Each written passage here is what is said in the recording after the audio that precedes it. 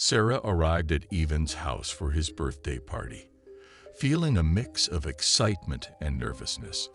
As soon as she walked in the door, she was greeted with the sounds of music, laughter, and chatter.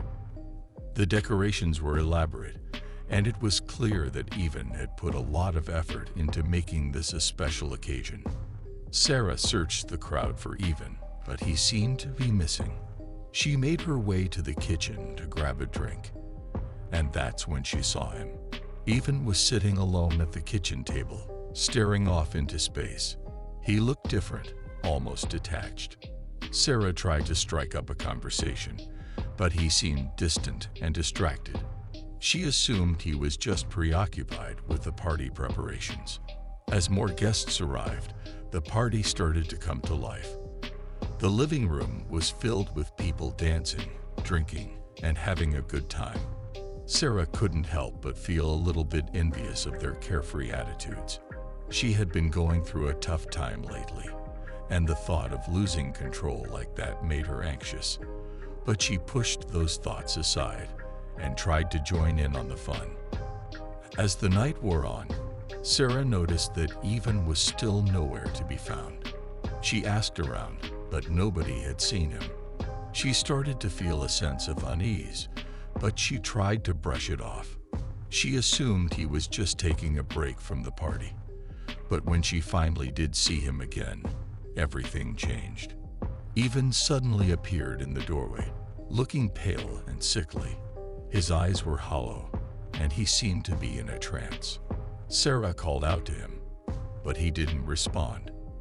And then, before anyone could react, he began to transform into something else entirely.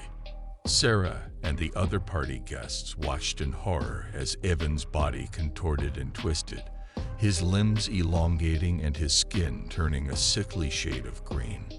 His eyes glowed with an otherworldly light as he let out a blood-curdling scream. Sarah's mind raced as she tried to make sense of what was happening. Was this some sort of elaborate prank? A special effect gone wrong? But as Evan's transformation continued, it became clear that this was something far more sinister. The other party guests began to panic, scrambling for the exits and screaming in terror. But Sarah was frozen in place, unable to tear her gaze away from Evan's horrifying metamorphosis.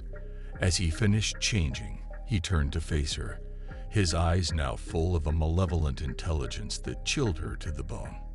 Sarah tried to run, but her feet felt rooted to the ground.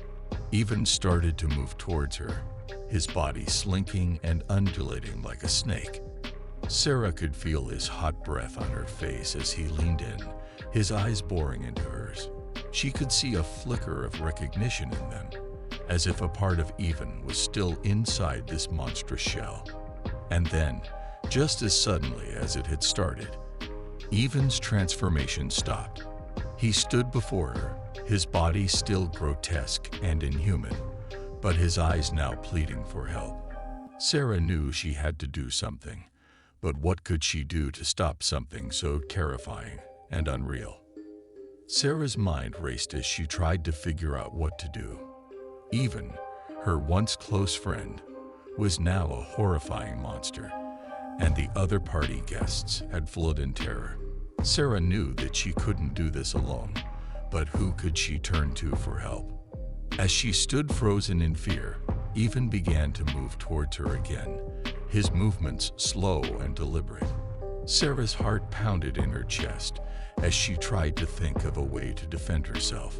She scanned the room for something she could use as a weapon, but everything seemed too flimsy or too far away. Just as Evan was about to reach her, Sarah's phone buzzed in her pocket. She fumbled to answer it, barely registering the voice on the other end. It was her friend Ryan, who had left the party early. He sounded panicked and out of breath, and Sarah struggled to make out his words over the pounding of her heart. Ryan's voice grew clearer as he explained that he had seen something strange outside the party, something that had made him think of Evan. He urged Sarah to leave the house immediately, warning her that something terrible was happening. Sarah knew she had to act fast. She dashed to the door, flinging it open and racing outside. She could hear Evan's heavy footsteps behind her, and she knew that she had only moments to escape. Sarah sprinted down the street, her heart pounding in her chest. She could hear Evan's heavy footsteps behind her, his inhuman groans filling the night air. She knew that she had to find a way to stop him, but she had no idea how. As she ran, Sarah's mind flashed back to the time she had spent with Evan, laughing and joking and enjoying each other's company. How had it all come to this? What had happened to her friend? Sarah's thoughts were interrupted by the sound of a car horn blaring. She looked up and saw Ryan's car pulling up beside her. He flung open the door and motioned for her to get in. Sarah climbed into the car, her heart still racing. Ryan hit the gas and sped away from the party house, Evan's monstrous form disappearing in the distance. Sarah and Ryan drove in silence for several minutes, the weight of what they had just witnessed settling heavily on their shoulders. Sarah felt a sense of guilt wash over her. She had been too scared to do anything to help Evan, and now he was lost forever. But as they drove, Sarah felt a flicker of something else, a sense of determination. She knew that she couldn't just sit back and let Evan's transformation go unchecked. She had to find a way to stop him, no matter the cost. The following day, Sarah sat at her desk, her mind racing as she tried to come up with a plan to stop Evan. She had spent the whole night researching online, but she had found nothing that could help her. Just then, her phone buzzed with a new message. It was from Ryan. He had found something that might be of use. Sarah rushed out of her office and met him at a nearby coffee shop. Ryan slid a folder across the table to her, filled with articles and research on possession and exorcisms. Sarah was skeptical. Did they really think that Evan was possessed by a demon? But as she read through the articles, she couldn't deny that the symptoms described were eerily similar to what they had seen in Evan. And if there was even a chance that they could save him, they had to try. Together, Sarah and Ryan researched local experts in exorcisms and possession, eventually finding a priest who was willing to meet with them.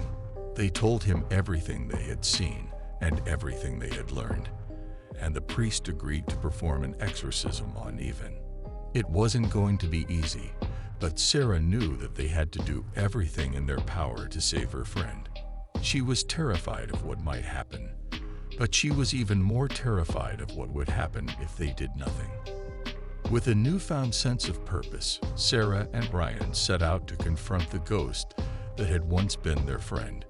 The exorcism was grueling, but Sarah and Ryan stood strong, providing the priest with whatever support he needed.